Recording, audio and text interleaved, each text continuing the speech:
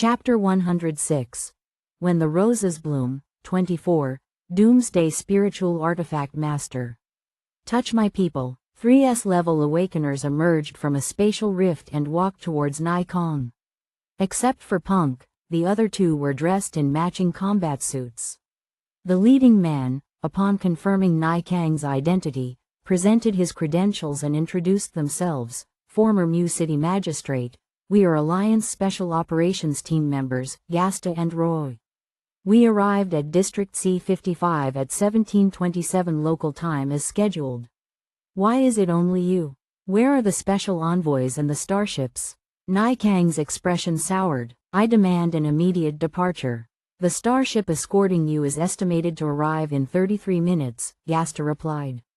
Then I command you to kill these people now, Nikang said, pointing at the Awakeners Song K and the Shay Awakeners across from him.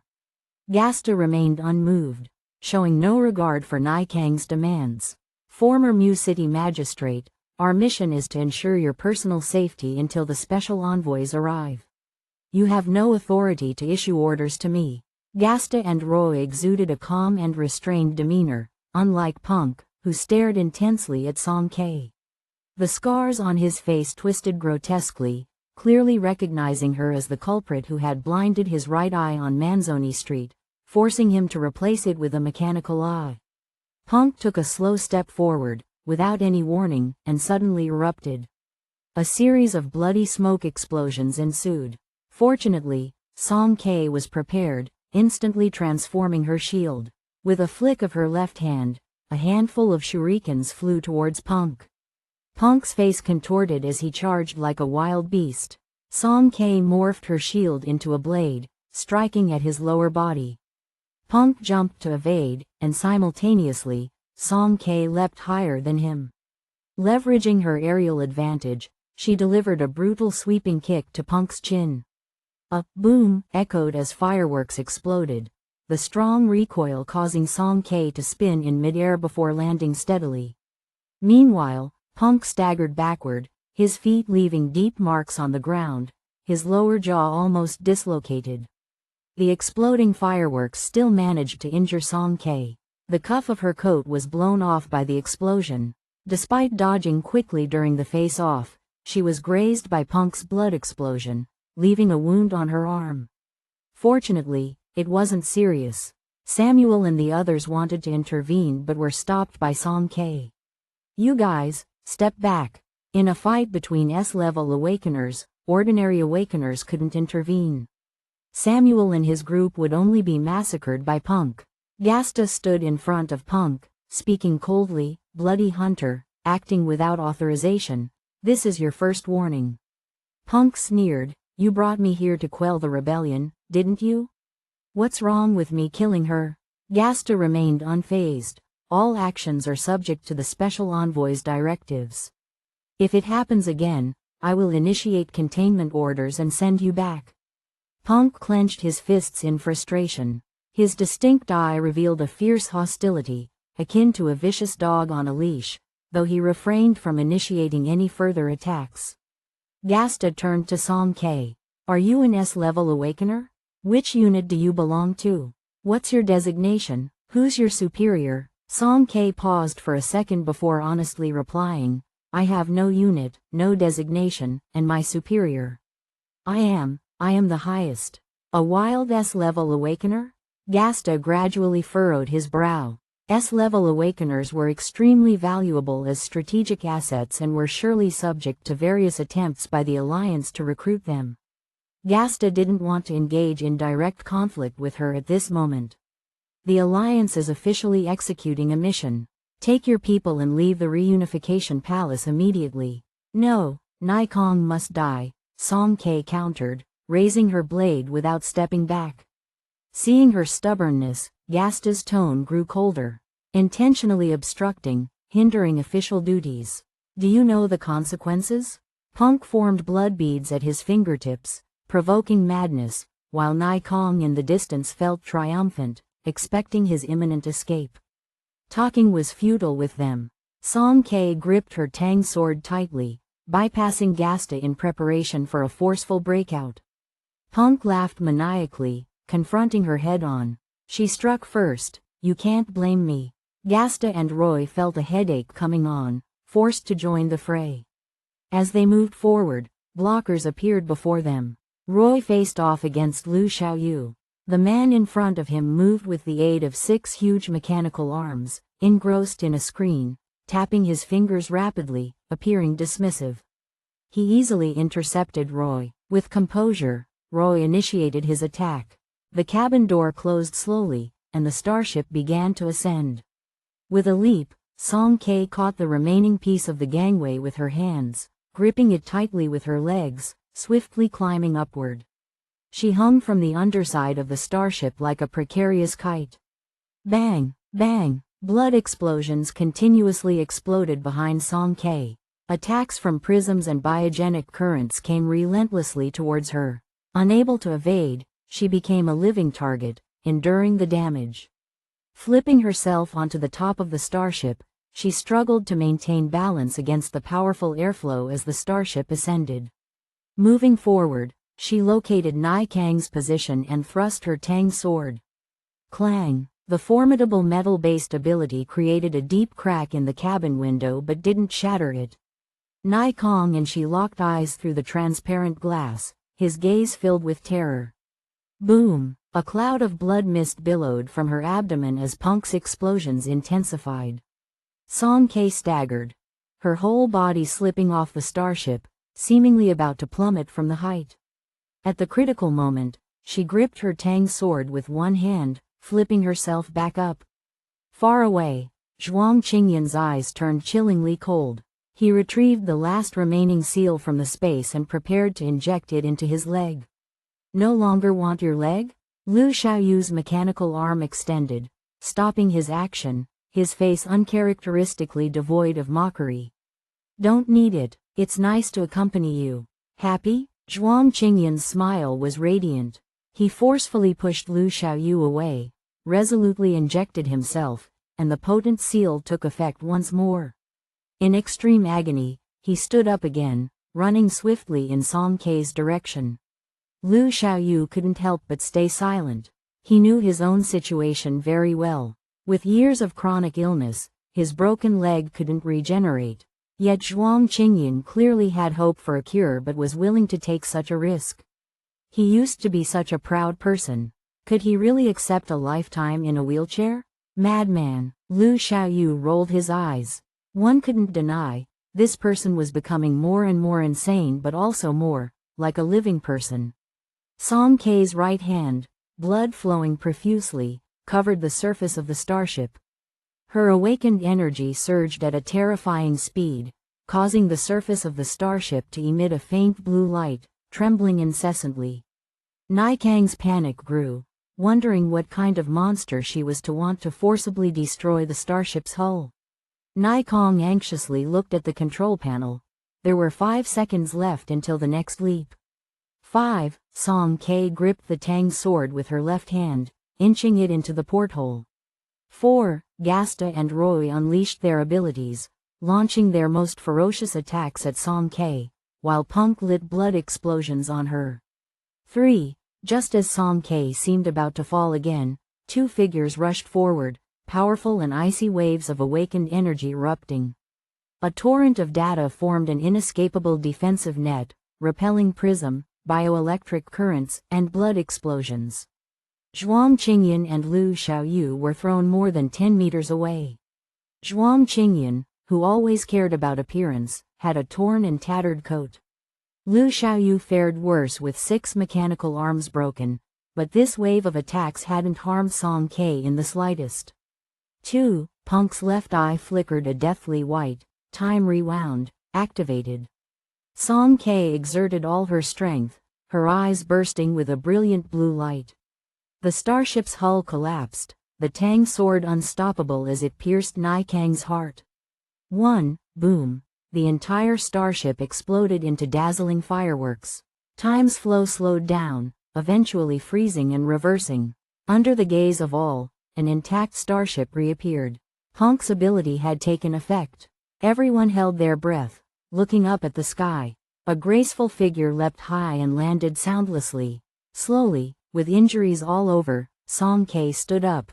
Behind her, the starship, just recovered from the explosion, stayed in place for 2 seconds before its hull shattered into pieces. Naikang's corpse slammed heavily onto the ground, a tang sword stuck in his mouth. Time reversal could only revert non-living entities to their state a few seconds prior. But on the starship's surface, the impact left by Song K's ability remained. Even with time reversal, it would still shatter. Moreover, long before Punk activated his ability, Song K had already killed Naikang. The scene fell into dead silence. Song K's eyes flashed with blue light, her awakened energy gushing out wildly, crackling with electricity like a rampaging madman. She passed judgment on Punk's trio. Who gave you permission to touch my people? Chapter 107. When the Roses Bloom, 25, Doomsday Spiritual Artifact Master. S-level romance. Behind Song K, Naikang crashed to the ground, bones shattered, piercing his organs, and crimson blood spread out. Anyone could see that this once prestigious magistrate now met a dismal end, dead beyond any possibility of survival. The Tang sword, which had rung with such resounding authority, echoed like a funeral bell in everyone's ears. The onlookers were petrified, staring at Song K as if she were a monster. Amidst the pursuit and blockade by 3S-level awakeners, the ruthless killing of the magistrate from District C was not the most terrifying aspect. What truly shattered nerves was Song K's act of single-handedly destroying a starship. This transcended human limits, and even among awakeners, the effect was explosively remarkable. Consider this. The hull of the starship was entirely constructed from rhenium, Re, a rare element possessing stability comparable to diamonds, hard, wear-resistant, heat-resistant, and corrosion-resistant. Except for its expensive cost, it had virtually no flaws. Yet, solely with her awakened energy, Song K disintegrated it into shards. One could imagine the astonishing energy she unleashed in that brief moment. The remaining 4 starships hovered in high altitude, afraid to descend easily upon the reunification palace. Inside the foremost command cabin, a man in formal attire with meticulously groomed hair solemnly observed Song K on the floating screen. Trouble, such trouble, muttered Park Jae-woo, deeply troubled. Even though he had mentally prepared before coming, the complexity of the situation in District C-55 far exceeded his imagination. The demise of the applying for emergency asylum magistrate would undoubtedly invite scrutiny upon his return for duty. What troubled him more were the 3 unidentified S-level awakeners below, poised to potentially trigger a new round of conflict at any moment. Park Jae-woo was an extremely astute politician, keen on promotions and averse to war and violence. Out of self-interest, he leaned towards resolving disputes through peace and non-violence. If it could be avoided, no battles should be waged. As any battle would result in casualties, and casualties would affect his political achievements, hindering his path to advancement. Naikang's death was a settled matter, but there might still be room for maneuvering, perhaps even a chance for negotiation. Have you found information on these 3 individuals? Park Jae-woo's expression turned serious. 2 S-level operatives from the Special Operations Team and a team of fully armed A-level awakeners were on the starship, following Park Jae-woo's orders. The civilian aide brought up the file screen and reported to Park Jae-woo, "Sir, we could only find details on one person, named Song K, biological ID, VUL 7700523, registered in District C-72, Awakener level, A-level." The A-level awakener seated behind immediately exclaimed in surprise. What, A-level? How does she even remotely resemble an A-level? District C-72, that governed by artificial intelligence, Ferrara? This is too chaotic, isn't it? What's going on at Ferrara's registration center? S-level awakeners slipping through? If they'd reported in time, maybe this could have been resolved earlier. Sir, her energy fluctuations are quite abnormal, Odin, also an S-level awakener, cautioned in a deep voice. Park Jae-woo looked at the energy detection device on the console. The detector connected to it was circling around Song-K, and the radiation levels kept skyrocketing. Various lines on the screen danced erratically, displaying energy far exceeding the threshold of an S level. "We can't engage, we can't." Park Jae-woo's expression remained unchanged, but internally, he sighed deeply. "Issue an immediate broadcast for surrender." The cannons on the 4 starships were raised, armed with the Alliance's latest heavy weaponry. Simultaneously, a small unmanned drone descended to low altitude, its loudspeaker repeatedly playing a mechanized message: "Those below, please disarm immediately. Any grievances can be resolved through dialogue. A step forward leads to a sea of fire, but stepping back might offer a way out." Special Envoy urges. Song-K, annoyed, her eyes flashing blue, conjured a dozen crossbow arrows out of thin air, turning the unmanned drone into a hedgehog. Park Jae-woo, "It's over." The chance for negotiation shattered. Due to excessive strain from their supernatural abilities, Gasta and Roy collapsed to the ground, drained of energy. Punk, seemingly unaffected, stared at Song-K with a sly smile. "You've got guts, killing in front of me. I'm quite curious, how did you survive last time?" Wisps of blood mist faintly appeared around Punk's fingertips. "But it doesn't matter. Today, I'll watch you breathe your last." Song-K raised her right hand, forming a phantom blue sovereign spear without relying on any external aid. "It'll be you breathing your last." What does she intend to do? Is she insane? She wants to kill Punk? He's an S-level dual elemental. People within the starship looked surprised, discussing among themselves. Several months ago, Punk, the Bloody Hunter, had his secret of possessing a second awakened ability exposed, stirring considerable discussion within the Alliance. Song-K launched an attack with the spear, and Punk confronted her head-on. Their exchange was so swift that it became difficult to follow. Both possessed formidable supernatural abilities, their magnetic fields colliding relentlessly. Purely in terms of combat skills, Punk wasn't Song-K's match, but his brutal explosive attacks often caught Song-K off guard. Song-K didn't retreat a step, fighting with a total disregard for her own safety. Unless it threatened her vitals, she didn't bother evading. Her attacks grew more ferocious, deftly dodging the misty explosions, swiftly lowering her center of gravity, and seizing the opportunity. The sovereign spear, like a serpent, ruthlessly pierced through Punk's left palm and flung his entire body backward.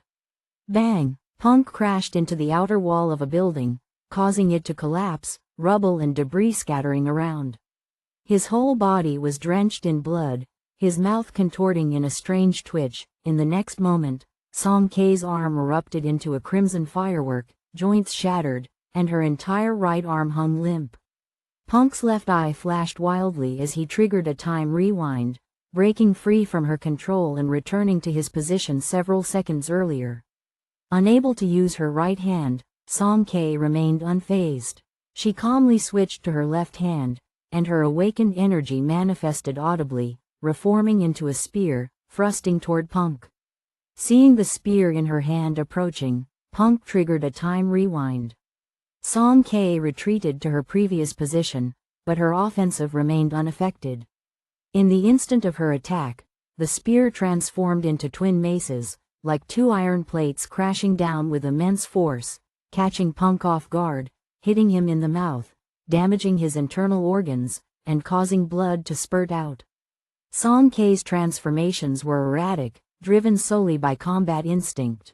Her opponents couldn't predict which weapon she would use next, and these weapons could appear at any time, in any unexpected manner. She shifted between swords, spears, crossbows, turning into staffs, halberds, and dual blades in the blink of an eye, incorporating a variety of concealed weapons, making her attacks unpredictable. Punk had never seen such bizarre ancient weapons and couldn't discern their characteristics.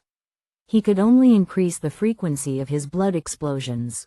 Song-K sustained more and more wounds, shocking onlookers as she seemed to fearlessly withstand the blood explosions. "Sir," The radiation levels are still rising. Odin frowned. Is she still human? A trembling A-level awakener asked. Should we intervene, sir? Park Jae-woo's expression became inscrutable. Among the awakeners accompanying his actions, only Punk's identity was somewhat delicate. Strictly speaking, he was Park Jae-woo's political adversary, sent ostensibly to quell rebellion but actually tasked with monitoring Park Jae-woo, looking for any grounds to seize upon. Park Jae-woo's mind raced while maintaining a grave countenance. Don't rush in, let's wait a bit longer. Others didn't notice, but Punk, locked in battle with Song-K, struggled increasingly against the mounting pressure. Gritting his teeth, Punk deliberately exposed a vulnerability, lunging forward, igniting blood mist at Song-K's left arm. Song-K quickly shook herself, and suddenly, an Ma thorn appeared in her right hand. Impossible. Punk's pupils constricted. Her right hand was supposed to be useless. In that moment of Punk's exposed vulnerability, Song-K seized his head and forcefully slammed it into the ground, the Ma thorn piercing his intact mechanical eye. Ah! Punk let out a heart-wrenching scream. Through his blood-hazed vision, he witnessed the miraculous changes occurring on Song-K's body. The originally fatal wounds, deeply penetrating bones, visibly healed at an incredibly rapid pace, gradually reverting to minor flesh wounds. Wide-eyed, Punk gasped, You're D-Duel. Song-K didn't give him a chance to finish speaking. The Ma thorn pierced through his right hand, severing tendons, rendering both of Punk's hands useless. Following this, she conjured an axe and brutally chopped off Punk's legs. Punk's mechanical eye was damaged, his limbs demolished, only his left eye could still move. Sir, should we? Odin couldn't sit still, asking anxiously. Under Park Jae-woo's gaze, deeply conflicted, he spoke sorrowfully, Go ahead. In urgent moments like this, we must watch out for each other. Punk has done his utmost. We can't let him bear the risk alone. Odin and another S-level awakener leapt from the starship, successfully joining forces with Gasta and Roy, aiming to support Punk. However, just as they moved, 4 heavily scarred mechanical arms shot out, blocking their path. Zhuang Qingyan assisted Liu Xiaoyu onto a wheelchair, his voice icy cold. Personal grudges. Wouldn't it be inappropriate for you all to intervene? Odin snorted, utilizing his supernatural abilities. Before striking the 2 obstructing figures, a plethora of runes descended from the sky. A young man in a black Taoist robe flickered before them, and countless thunderbolts crashed down, delineating a clear boundary between the 2 groups. Chang-Chi, Samuel and the others exclaimed excitedly. At a crucial moment, Zhang-Si had returned. Park Jae-woo, inside the command cabin, took a sharp breath. Another S-level? What sort of gathering ground was Mu City for these monstrous entities? On Zhuang Qingyan's side, several S-level awakeners engaged in a chaotic skirmish. Meanwhile, Punk, paralyzed in all 4 limbs, stared fixedly at Song-K, bursting into raucous laughter. No wonder you survived. Wishing to kill me? Can you bear the consequences? I'll drag all of you down with me to hell. Punk's pale eyes suddenly flickered at a high frequency, his body rapidly inflating like an overblown balloon, emitting a faint, piercing crimson light. Not good, he's about to self-destruct. Song-K widened her eyes slightly and hastily released her awakened energy to counteract it. However, the energy unleashed by an S-level awakener's self-destructive force was capable of cataclysmic destruction. Quick, retreat! Gasta and Odin screamed in terror as the 4 remaining starships swiftly veered away in the sky, the remnants of the security team and Shay awakeners fleeing outside. Punk's dual abilities were merging gradually. He intended to use himself as a catalyst for one final blood explosion, utilizing time rewinds to repeatedly return to the moment of the blast. The destructive force would not just affect the awakeners but might reduce the entire Mu City to ashes. Song-K discerned his intentions. She attempted to attack the eye from which he was releasing his abilities but was obstructed by the explosion enveloping Punk's body. Several times, she was blown away, struggling to keep her eyes open in the raging wind, cold sweat slowly soaking her back. Punk's self-destruction was inevitable, but the chain of explosions had to be stopped. Was there any way to interrupt him? Think fast, think of a way. Song Kei clenched her fists tightly, biting down on her lip. At that moment, a hand reached out to support Song Kei. Zhuang Qingyan approached against the powerful gusts, clasping her hand from behind, enveloping her in his embrace. Song Kei felt the warmth against her back as she looked up. Despite the man's disheveled appearance, it didn't diminish his handsome features. His deep peach blossom eyes curved as he teasingly said, "If you don't want to sacrifice yourself alongside me, Song Kei, seize the opportunity." Zhuang Qingyan lightly pinched his fingertip, sending forth an immeasurable awakened energy, rushing towards Punk. His awakened energy, like a sharp knife, pierced through Punk's skull, wildly churning within his mind. Punk's consciousness stalled for less than half a second. Song Kei's eyes narrowed, instantly materializing a dagger, her eyes turning deep blue. Her entire awakened energy surged to its peak, breaking through the layers of interference. In a split second, she stabbed into Punk's left eye. Boom! A thunderous explosion erupted, the reunification palace razed to the ground, and the entire Mu City violently shaking. The scorching airflow surged towards them. Song Kei instinctively held onto Zhuang Qingyan, their different awakened energy tightly intertwining. The flames engulfed the silhouette of the two figures. Chapter 108. When the Roses Bloom, 26, Doomsday Spiritual Artifact Master. The best ending written by fate. In the choking smoke, coughs echoed incessantly. The chain explosions orchestrated by Punk were timely halted, yet the scene remained engulfed in smoke and fire. Some surviving water and earth elemental awakeners attempted to extinguish the flames, but their efforts were futile. The fire at the reunification palace grew fiercer by the moment. Zhang Si dispersed the thick smoke and glanced in the direction of Song Kei, vaguely spotting the silhouette of a tall man. The man's body swayed, then slowly collapsed forward. A slender pair of hands caught him. Song Kei opened and closed her mouth, speaking anxiously. Zhuang Qingyan leaned against her shoulder, offering a comforting smile. He lifted his fingertips, extinguishing a small tuft of her burning hair, then retrieved a wheelchair from the storage space. With Song Kei's support, he sat onto it. Gaster, Odin, and Lu Xiaoyu, among others, slowly rose. After a while, 4 fully armed starships returned, hovering again above the reunification palace. Would Nai Kong and Punk's successive deaths push the situation irreversibly into the abyss? Would the special envoy declare war? Tension gripped everyone. Amidst the crackling sparks and explosions, Zhuang Qingyan's clear voice pierced through the smoke, echoing in everyone's ears.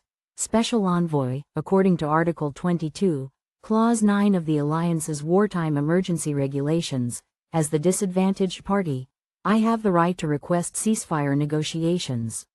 Odin couldn't help but glare at him. Shameless, you assassinated the magistrate, took out an S-level awakener, took every advantage, yet you shamelessly declare yourselves disadvantaged, while turning District C-55 into chaos?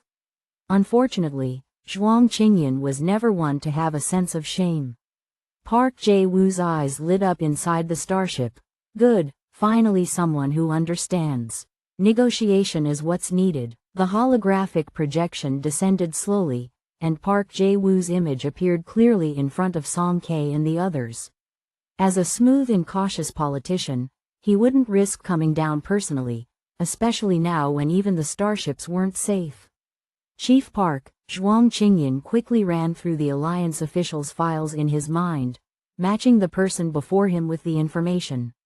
He raised an unexpected eyebrow upon recognizing Special Envoy Park Jae-woo.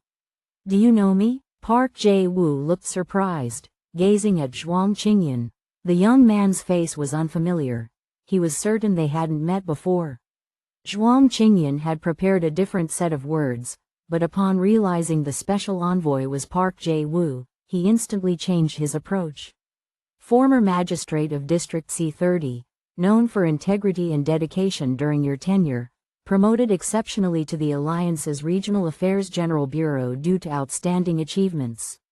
Chief Park's reputation resounds, even among us insignificant folks.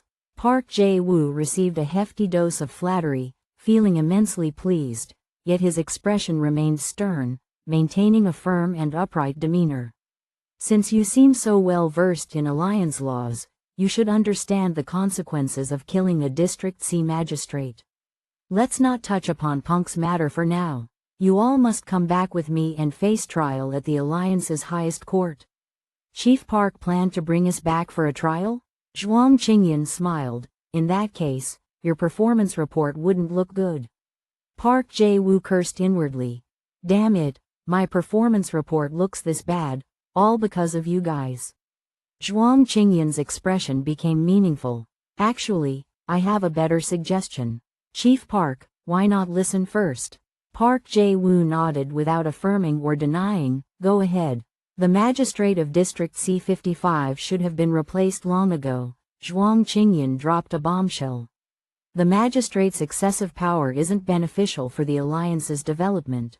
Naikang's control over C55 for 27 years led to countless tragedies. Chief Park, during your visit, witnessing the dire situation of the Mu City people, deeply troubled you. Considering the long-term development of the nation and its people, you decided, in the name of justice, to remove Naikang from duty and stabilize the situation in Mu City. Doesn't this report sound much better? Zhuang Qingyan's smile deepened. If Naikang were still alive, he would definitely have vehemently denounced Zhuang Qingyan's nonsense. Unfortunately, he was long gone. The dead have no say, and history has always been written by victors. Song K, pushing the wheelchair, looked utterly confused. Somehow, with Zhuang Qingyan's words, it seemed like the achievements were all attributed to the special envoy, and they had nothing to do with it. However, after such a long time, she had gotten used to it. Whenever Zhuang Qingyan spun tales, silence was the best response. Park Jae-woo didn't comment on Zhuang Qingyan's words. Instead, he pointed out another crucial issue. How do we explain the former magistrate's death? The chaos in District C55 could be glossed over, but Naikang's public demise while seeking refuge, this, reported to the Alliance, was something they couldn't avoid. Park Jae-woo looked directly at Zhang Si. From what I know, the main reason for Naikang seeking refuge was a rebellion. You are the leader of the refugees, Chang-chi, right? Zhuang Qingyan's expression revealed a hint of surprise. What Chang-chi? What rebellion? There's no refugee leader. Thanks to Chief Park's dedicated governance, Mu City is clearly peaceful. The people have returned to their hearts. Park Jae-woo was momentarily speechless. He didn't dare exaggerate things this much even to himself. But suddenly, he realized that if the report mentioned rebellion and refugees as a special envoy, he'd have to take responsibility for suppressing the rebellion and show concrete results. Wouldn't that be trouble for himself? This person was right. There was no rebellion in District C55 from start to finish. Park Jae-woo humbly sought advice. If it wasn't caused by a rebellion, then Naikang's death. Of course, it was a personal vendetta. Zhuang Qingyan tapped the wheelchair lightly with his fingertip, speaking without hesitation. The one who killed Naikang was an obscure team of Awakeners, V587. Song K stared blankly, wide-eyed and unable to comprehend. How did it end up that, in the end, the blame was still on them? In the holographic projection, Park Jae-woo fell into contemplation, then slowly lifted his head, his expression solemn and commanding. I will stay in District C55 for 3 days to reorganize internal affairs. During these 3 days, I do not want any one of you to appear in front of me. Rest assured, Chief. Zhuang Qingyan chuckled loudly. A covert deal was thus struck, diffusing the imminent war, allowing Song K's team and Shay's Awakeners to leave unharmed. Fan Yiwen and the others were dumbfounded. They had known this person was a big talker, but they hadn't imagined he could even hoodwink a special envoy. Gasta and Odin exchanged a glance, smartly choosing to remain silent, offering no opinion. Roy and another younger S-level awakener showed discontent and disbelief on their faces. They couldn't fathom the deeper meaning behind the clash between Park Jae-woo and Zhuang Qingyan, nor why the deaths of Nai Kong and Punk were glossed over so lightly. Why let these people go? In the world of alliance politics, being an awakener wasn't enough. Intelligence mattered too. Everyone there had hundreds of schemes in their minds. Obviously, Zhuang Qingyan was more familiar with the rules of the gray area than they were. Park Jae-woo, on the starship, gazed into the distance below where the 4S-level awakeners walked away together, and behind them was the burning reunification palace. Park Jae-woo sighed deeply. Mu City. It seems there will be a significant change in the Alliance's next regional ranking assessment. The old District C had collapsed, and new flames were spreading. Would Shay replace Mu City in the future? Time would tell. Park Jae-woo's gaze returned to Song K. This person's power probably surpassed the S level. If she couldn't be utilized by the Alliance, she would inevitably become a significant problem in the future, just like Naikang's fate. A lesson to be learned. The moment they stepped out of the reunification palace, Song K's terminal flashed a notification. Remaining validity of your admission application. 0 days 0 hours 0 minutes. Please update it promptly, otherwise, you will not be allowed to stay in the city. Coincidentally, 15 days ago, they had forged their identities and entered the completely unfamiliar Mu City with an uncertain future.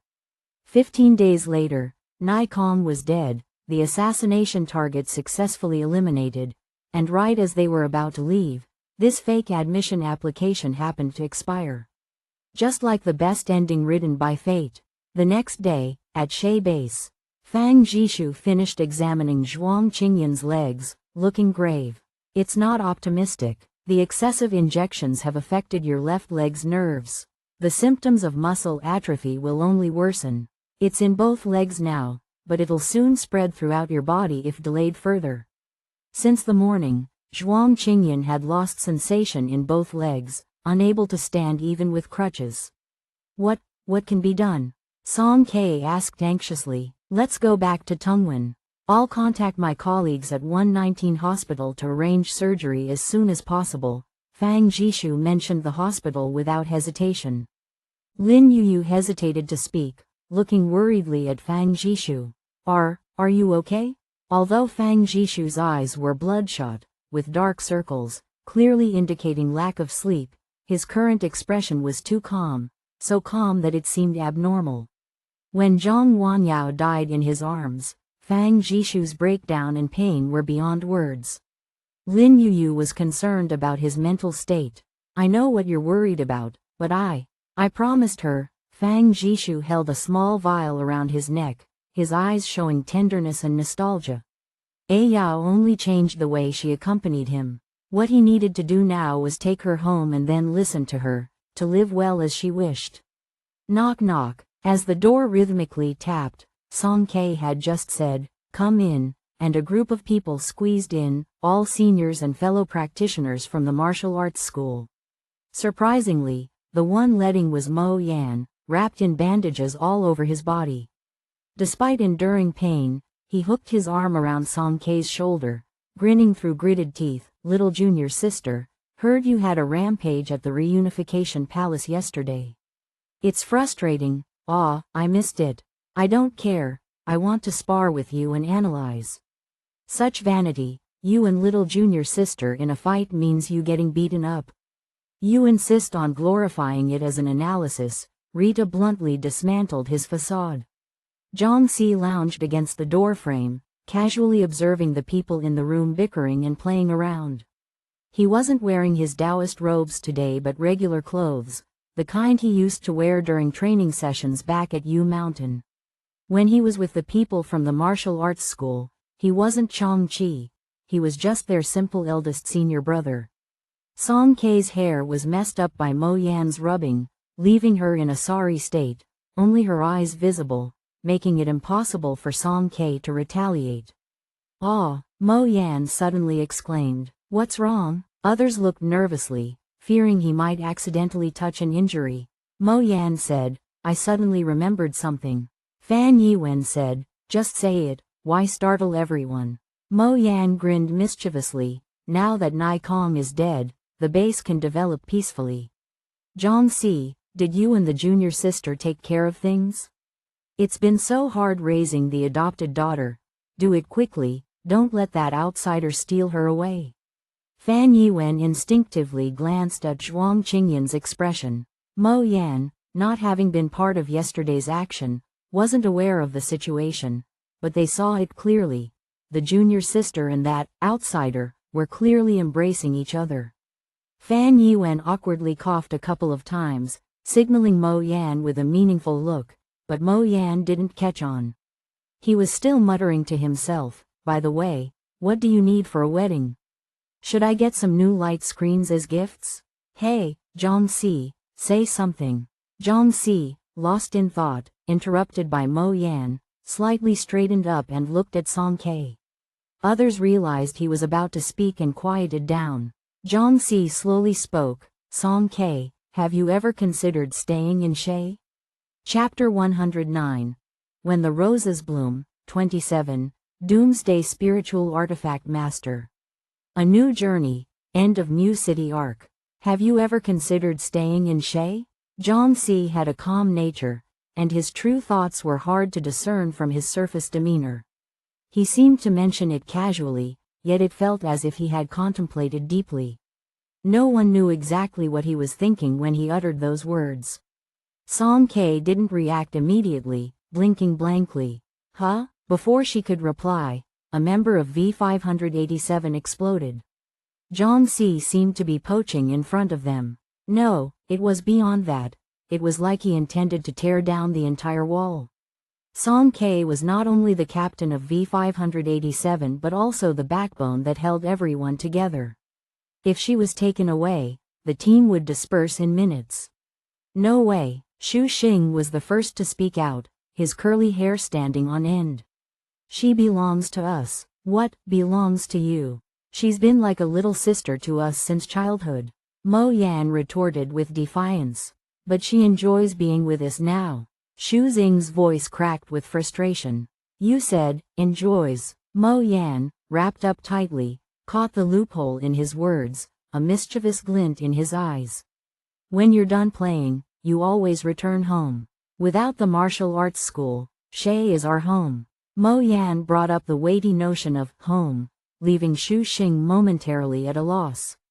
He quickly looked around for support.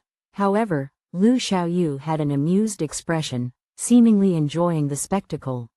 Su Cha, with his perennially calm demeanor, showed no emotional fluctuations.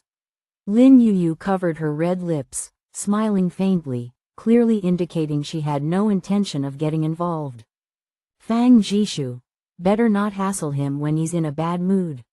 Xu Xing looked eagerly at Zhuang Qingyan sitting in the wheelchair. Why wasn't he saying anything? Whenever he tried to get close to his sister before, Zhuang Qingyan would threaten him fiercely. Now, when someone else was about to take his sister away, why was he staying quiet? Not only Xu Xing but even Fan Yiwen and others who were aware of the situation sensed something amiss. Even though this little white face was now confined to a wheelchair, let's not forget, he was a master at never taking a loss. Zhuang Qingyan didn't rush to express an opinion. He absent-mindedly pinched Song K's finger and suddenly said, "Song K, my leg hurts." Song K immediately grew tense, massaging his leg. "Where does it hurt?" "On the left side, a bit more to the left," Zhuang Qingyan lazily directed her. "It seems it needs a bit downward pressure too." "Ah, you're pressing too hard." Sorry, I'll be gentler." "Okay." Song K massaged and kneaded aimlessly, resembling a diligent daughter-in-law tending to chores. The others gradually understood the situation but felt powerless to comment. If Zhuang Qingyan truly had a leg issue, Dr. Fang stood nearby. There was no need for Song K to intervene. This wasn't about a leg ache. It was a statement of authority from the insufferable, little white face. As Zhuang Qingyan helped Song Ke fix her fallen hair, he glanced unexpectedly towards a man at the door. He smirked, leisurely starting, upon reflection, since everyone involved is here, it's better to clarify some things. Child brides, a custom originating from the old civilization, should have been abolished long ago. Brother Zhang, by using this to retain someone, do you think Song Ke is an easy target? What child bride? She already said she was not a child bride. Song Ke got angry, pinching Zhuang Qingyan's thigh hard. However, he remained unfazed. His leg nerves had long ceased to transmit pain signals. It took Song Ke a moment to realize, this liar. Child bride is just a joke. It's not real. Zhang Xi's tone remained calm, but the next moment, he uttered something astounding. However, I'll oversee Song Ke's affairs. The members of the martial arts school were dumbfounded. After joking for over a decade, Zhang Xi was taking this seriously? Rita felt a pang of bitterness and couldn't help but ask, Zhang Xi, what do you mean? Propose. Hurry up and propose, Mo Yan shouted, eager to stir things up. Fan Yiwen smacked his head, covering Mo Yan's mouth, leaving him to mutter incomprehensibly. Zhang Xi remained silent, his gaze lowered. When Song Ke had first arrived in Yu Mountain, she was like a skinny little monkey. Zhang Ting had pitied her and arranged for her to celebrate birthdays with Zhang Xi. They'd sit side by side in front of a cake, awkwardly blowing out candles. Over the years, they'd continued this tradition. People joked that Zhang Xi had picked up a child bride, and because neither of the involved parties bothered to explain, it gradually became an unspoken truth. Zhang Xi's emotional attachment, be it romantic or not, was rather weak. He didn't have grand feelings for Song Ke. He simply felt responsible for taking care of her. In fact, everyone in the martial arts school was his responsibility, but with Zhang Ting no longer around, his personal sense of responsibility towards Song Ke might have been a bit stronger. It's too dangerous for her to follow you, Zhang Xi said. Assassinating Nai Kong, resisting Punk's explosion, everything Song Ke does now feels like walking on a tightrope. Is it safe to stay by your side? Brother Zhang is too confident. Zhuang Qingyan stood firm. Song Ke is from Yu Mountain. We will all take care of her, Zhang Xi calmly retorted. Please, Brother Zhang, understand this clearly. Song Ke belongs to no one. She is free. What right do you have to control her? Zhuang Qingyan sneered. I am her senior brother. If she wishes, I can be something else, but no matter my identity, I am more qualified than you. Zhang Xi's dark eyes gazed firmly, sharpness evident. You ask about my identity, then what about you? What role do you play in her life? Zhuang Qingyan froze. What role did he have? What was he to Song Ke? Zhuang Qingyan, who had always been good with words, was unusually silent. In the end, Song Ke was his chosen golden thigh, while he, himself, was merely picked up by her, an outsider. He indeed had no right to control her. Seeing the atmosphere deadlocked, Song Ke stepped forward voluntarily and seriously told Zhang Xi, senior brother, I won't stay for now. There are things to be done. She aimed to heal Zhuang Qingyan's leg, attend the finals of the throne race competition, fulfill Lin Yuyu's wish, and if there was a chance later, she wanted to visit District B. When all settled, she might return to Shay. After listening, Zhang Xi stayed silent for a while and didn't force her. All right, whenever you come back, Shay will always be your home. Yes, little junior sister, Shay will forever be your home. The senior brothers and sisters exclaimed. Song Ke nodded happily. She knew they were her strongest support. Before leaving Shay, Song Ke deliberately sought out Zhang Xi. Senior brother, Master has something for you. Before her 18th birthday, Zhang Ting had given 2 gifts, one of which was to be passed on to Zhang Xi through Song Ke. Unexpectedly, after that day when they descended the mountain, a solar storm struck, and Doomsday arrived, temporarily shelving this matter. After a gap of more than half a year, she and Zhang Si finally met under convoluted circumstances. Song Kei had already opened and examined her own gift, a quaint-looking medallion for tranquility, cold to the touch with a unique material that resisted water and fire. Although she didn't understand why Master gave her this, she kept it carefully. Zhang Si opened the plastic bag, revealing a transfer agreement inside.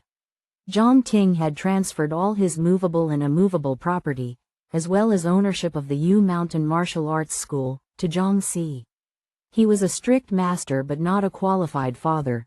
Their relationship constantly eroded through repeated disputes, yet it never entirely vanished.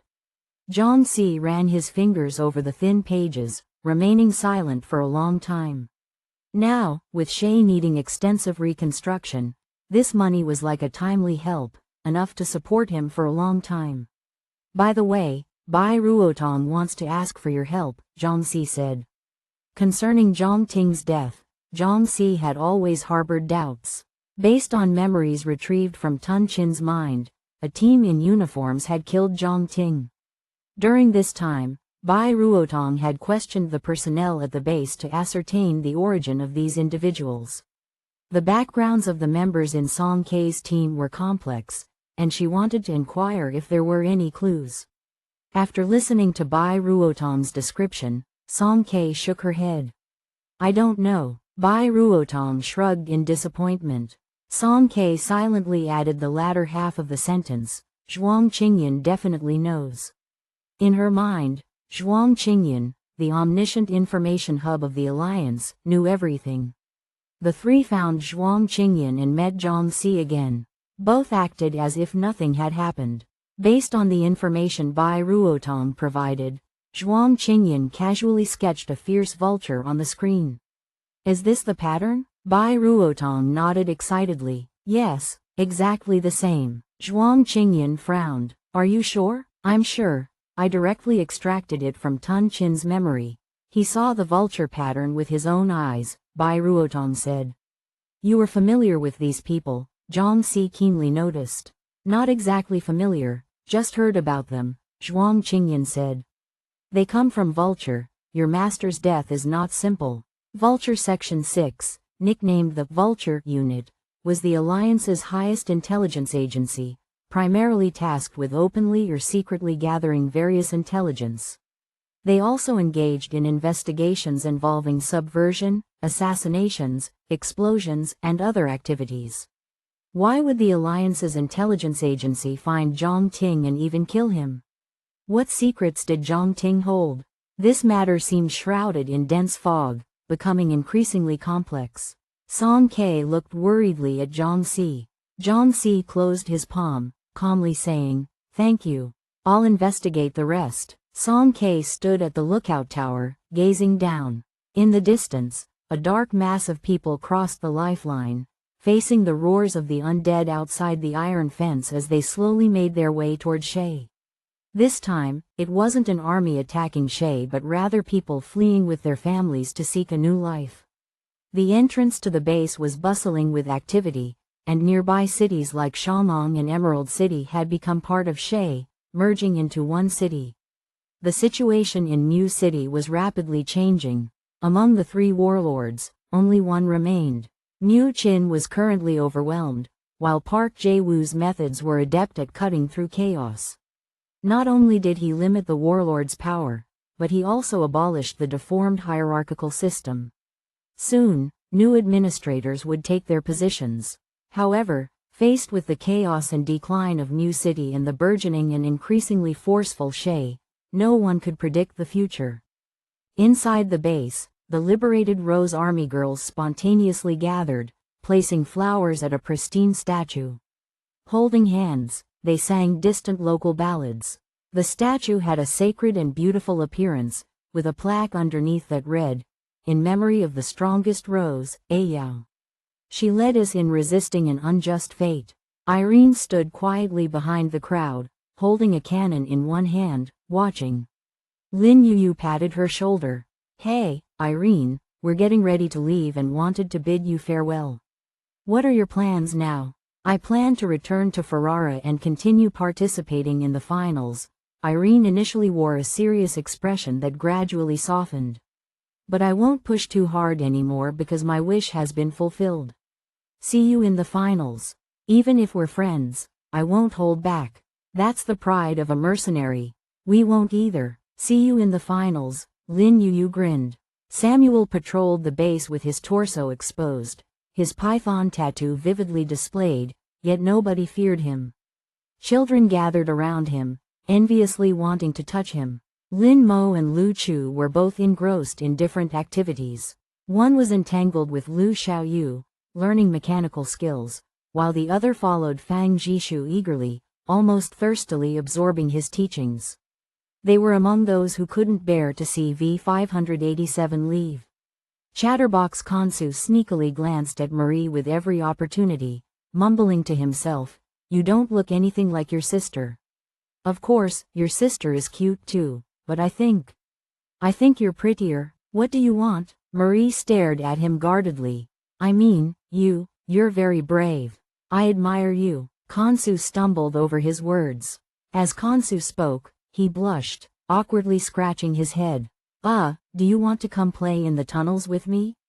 Marie's face still bore scars, and her mouth was swollen, but her eyes sparkled. "Sure. My grandpa loved talking about tunnel warfare." Song Ke enjoyed the breeze, observing the diverse scene below. Zhuang Qingyan's wheelchair stopped beside her. "Reluctant to leave?" Song Ke shook her head. "I'll come back." Song Kiki, Zhuang Qingyan called her name, smiling gently. "After the surgery, let's talk. There's something I want to tell you." Chapter 110. Life and Death Marathon, 1, Doomsday Spiritual Artifact Master. S-level mission, guarding Tungwen. 3 days later, as the situation in Mu City stabilized slightly, the newly appointed official assigned by the Alliance took office. After completing the handover with Park Jae-woo, they officially set off and departed. Shortly after the majestic fleet of starships flew out, an old civilian model starship slowly ascended from the Shea base, entered orbit, and under Lu Xiaoyu's command, set its course for Tungwen in the District C60, engaging the autopilot. The return journey seemed particularly relaxed. Lin Yu hummed a tune, applying makeup in front of the mirror after a long time. After outlining her eyebrows, she admired herself satisfactorily for a moment, casually remarking, "Park Jae-woo surprisingly didn't cause trouble for us." Quite unexpected, no need to be surprised. After all, great benefactor Zhuang gifted him a big favor, Lu Xiaoyu commented solemnly. Zhuang Qingyan glanced at him, indifferent to his sarcastic tone. "Park Jae-woo is an official fanatic. You should be glad it was him who came. Otherwise, it wouldn't have ended so well." Without him holding the scene that night at the Reunification Palace, the remaining S-levels wouldn't have let us off. If a fight really broke out, the other side still possessed heavy weaponry and over 100 A-level awakeners, making casualties in Shea inevitable. Speaking of the Reunification Palace, Song Ke remembered another matter. Punk is dead. Will anyone come to cause trouble for us? Zhuang Qingyan curved his lips slightly, but there was little amusement in his eyes. "Don't worry, Park Jae-woo will handle these loopholes. He's been given credit for nothing, but he needs to handle it well. If he can't even control the mouths of those around him, he won't be fit for his special envoy role." When Zhuang Qingyan said to relax, Song Ke felt at ease. She lowered her head to tinker with the terminal for a while, then suddenly exclaimed in surprise, "We're becoming famous, huh?" The headlines across Mu City were split. Half discussed the changes the new official would bring, while the other half speculated on the identity of the V-587 squad that assassinated Nai Kong due to personal grudges.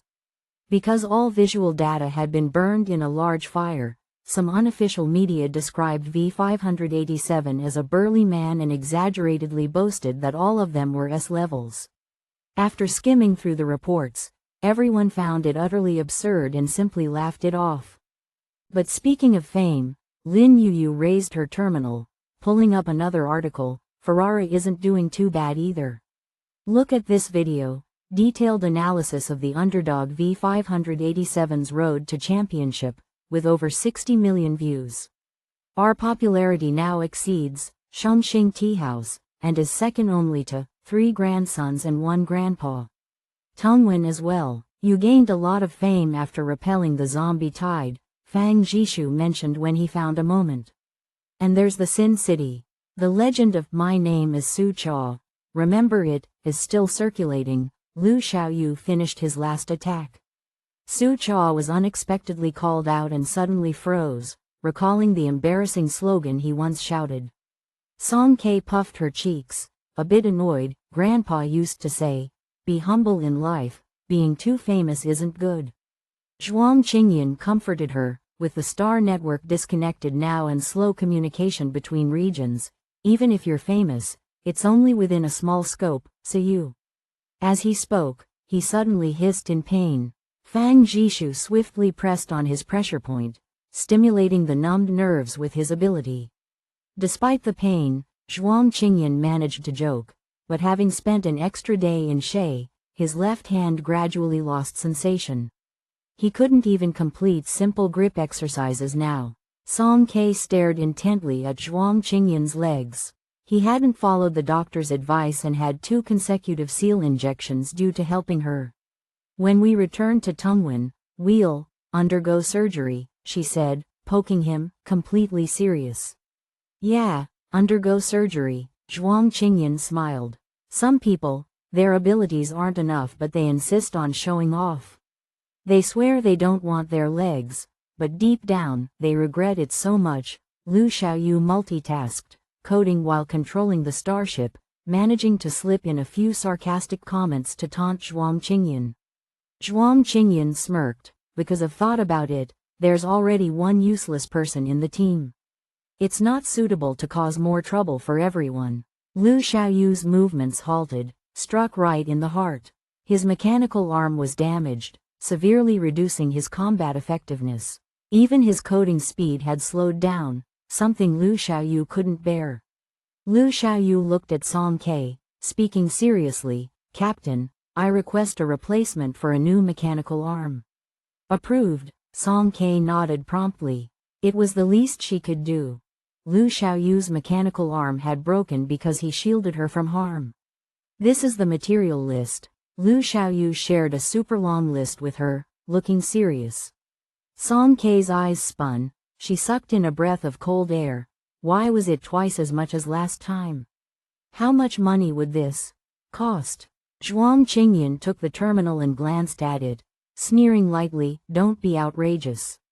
You dared to put 98% purity rhenium on here. Do you know how much rhenium is worth? Rhenium is a necessary material, and I calculated the minimum usage." Lu Xiaoyu maintained seriousness, arguing logically. What necessity? It could be replaced with carbon steel or alloy steel. You could use a bicycle too. Why did humans invent starships? With our current conditions, all you can ride is a bicycle. Zhuang Qingyan bluntly crossed it off and handed it back to Song Ke. Don't spoil him. Lu Xiaoyu clicked his tongue, shrugged his shoulders. His serious expression relaxed. He had wanted to bluff through it, and being exposed by Zhuang Qingyan didn't embarrass him at all. Ever since arriving in New City, V587 had been entirely focused on assassinating Nikong, not taking on missions for a long time, and therefore, not earning any income. Song Ke sighed softly, feeling the weight of needing to make money and shoulder the responsibilities of a captain. Sister, Xu Xing, who had been leaning against the railing, suddenly exclaimed, "Come and see this." Song Ke looked in the direction he pointed, where a modern and futuristic city should have been below them. However, at this moment, thick black smoke billowed from the top of skyscrapers, a bridge across the river was snapped in the middle, and the surface of ring roads and flyovers was covered in a heavy black layer. Slow down, something's not right, Zhuang Qingyan frowned. Lu Xiaoyu reduced the speed of the starship and instinctively activated the control panel. The map navigation showed they were directly above the district C-74, and through the hazy clouds, that pervasive blackness seemed to be in motion. Should I go and take a look? Song K asked. Wait, Lu Xiaoyu released a drone, and the external camera zoomed in continuously, gradually approaching the airspace above the city. The group witnessed an unbelievable sight. The entire layer of blackness was actually densely packed with zombies. This is a dead city, Lu Xiaoyu said. The drone was equipped with a thermal imaging detector, yet within a radius of several kilometers, there were no signs of any life. Song K looked at Zhuang Qingyan, asking, District C-74, where is that? Zhuang Qingyan's expression turned serious. Rongzhou. Rongzhou, District C-74, was renowned as the design capital of the Alliance due to its bold and magical architectural style. Despite being numbered towards the end of the C districts, designers from Rongzhou were highly praised for their exceptional skills. Such a once bustling and famous sea-level city had now become a playground for zombies. Rongzhou is still a sea-level city after all. What could have happened? Lin Yu asked, puzzled. It's a zombie tide. Zhuang Qingyan sketched out Rongzhou's terrain and analyzed. Rongzhou has a dense population, with a terrain mostly composed of mountains and basins. If a continuous zombie tide occurs, it's easy to get trapped in multiple layers of encirclement, making it difficult to escape. A continuous zombie tide, everyone fell silent. Hopefully, the tragedy in Rongzhou is an isolated case, Lin Yu murmured. However, things didn't unfold as they hoped. After Rongzhou, they passed through another sea-level city filled with zombies, followed by several D-level cities destroyed one after another. The situation was getting worse. When we arrived in New City, these cities were fine. Just half a month, and how did they get overrun by zombies? Lin Yu couldn't make sense of the current scene. Even if the number of zombies is increasing, there should be more ways to deal with them. Logically, it shouldn't be like this. Over there are people. Song K pointed in a certain direction. An empty highway, a supermarket at a gas station, a few figures were busy moving things around. They're humans, Zhuang Qingyan affirmed, ordinary people. I'll go and ask. Xiao Xing, come with me, Song K said. Lu Xiaoyu switched to low orbit mode. Song K and Xu Xing jumped off the starship and quickly moved towards the gas station. There were 7 or 8 individuals in the group, 2 keeping watch while the others swiftly cleared the shelves in the supermarket. When Song K approached, she made some noise deliberately, a sort of warning. Who's there? The 2 on lookout immediately raised their weapons, shouting in panic, don't come any closer. We found this place first. Xu Xing stepped forward politely, trying to start a conversation. Uncle, Auntie, we won't come closer, we just want to ask something. As the commotion arose, more people from the supermarket rushed out. Thin and pale from hunger, they eyed Song K and Xu Xing cautiously, even though there were only 2 of them. Ask your questions but then leave quickly, they demanded. Xu Xing stood still obediently. Uncle, Auntie, why are there zombies everywhere here? It wasn't like this the last time my sister and I came. You don't know? The person replied with some surprise. A zombie king has appeared nearby, capable of commanding zombies of all levels. Many cities have been destroyed by it. Song K was startled. Capable of commanding a zombie king? In Shanghong, they had fought against a level 3 zombie once. Though that monster was huge and formidable, it didn't have the ability to command other zombies. Could this zombie king possibly be a level 4 zombie? After returning to the starship, V-587 held an emergency meeting. From the current information, we deduce that the zombie king was born near Rongzhou. After destroying that sea-level city, it moved eastward, Zhuang Qingyan analyzed. Tungwen is also in the east. Fang Jishu's voice turned anxious. Considering its trajectory, could it pose a threat to Tungwen? New City was situated in the southwest of the Alliance. Lu Xiaoyu had set the return route northeastward, passing through Ferrara and eventually reaching Tungwen. Tungwan's outpost, the Luia shelter, had survived a major zombie tide with the support of V-587. As a medical hub, Tungwen had relatively weak military strength. Otherwise, it wouldn't have been surrounded by Nikang's troops back then. If they encountered the zombie king leading a massive army, the crisis they'd face wouldn't be lighter than Rongzhou's. Zhuang Qingyan's finger followed the path of destruction on the map until it stopped just inches away from Tungwen. Based on the zombie king's current trajectory, it will just narrowly miss Tungwen. Just as the group breathed a sigh of relief, Zhuang Qingyan's fingertip suddenly slid left by one grid. But what if it changes course midway?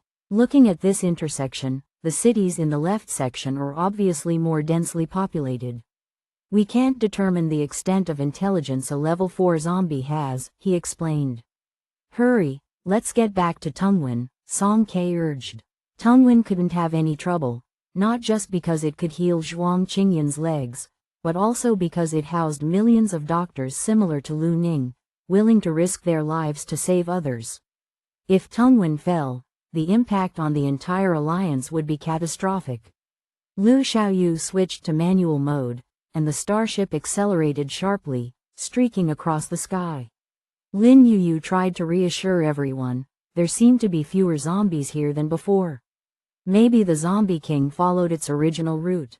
Before she could finish her sentence, the terminals of the group suddenly flashed with an urgent message. The Alliance Supernatural Ability Headquarters has issued an emergency announcement. A series of zombie tides have emerged in Tungwen, District C62. Known zombie numbers are as follows. Level 4 to 1, Level 3 to 167, Level 2. 4x, detected mutant zombie count, 1257. All District Awakeners are requested to provide immediate support. Depending on the number of zombies killed, different amounts of points and alliance coins will be rewarded. Damn it, Zhuang Qingyan was right. The intelligence of that zombie king is exceptionally high. It actually changed its path. The swiftly moving starship rushed to Tungwen in the shortest time possible. However, the scene before them left everyone horrified. The ground was devastated, and the horde of zombies, densely packed and black, was more terrifying than the insect tide Song Ke had experienced in Hua City. Compared to Luia Shelter's previous large-scale zombie tide, the number had almost increased tenfold. Even from high altitude, the end of the horde was nowhere in sight. The three outposts serving as the vanguard seemed on the brink of collapse. Once the defense lines were breached, Tungwen would have no buffer zone and would be exposed to the zombies. At the forefront of the battle lines, numerous Awakeners were fighting desperately. However, despite killing one wave, new zombies surged forward incessantly. Song Ke opened the hatch, anxiously seeking a place to land. At that moment, the Luia shelter, overwhelmed, had its defense lines breached. As if receiving some command, the zombie horde surged over the walls in unison, heading relentlessly towards Tungwen, several kilometers away. No! Fang Jishu grabbed the railing and shouted. The air seemed to freeze, everyone's heart stuck in their throats, and Tungwen seemed to resonate with a mournful cry. At the very moment when the first wave of zombies was about to breach the gates, a golden light suddenly shimmered above Tungwen. It flashed and, in an instant, the zombies thudded against an invisible barrier. Some were flung away, others fell to the ground, piling up in layers, unable to move forward. This was domain-type supernatural ability? Song Ke, Zhuang Qingyan, Lin Yuyu, and the others exchanged astonished looks. In their minds, a name suddenly appeared. Almost forgot, Tungwen still had a domain-type Awakener. Wait, strictly speaking, it should be a domain-type mutant dog.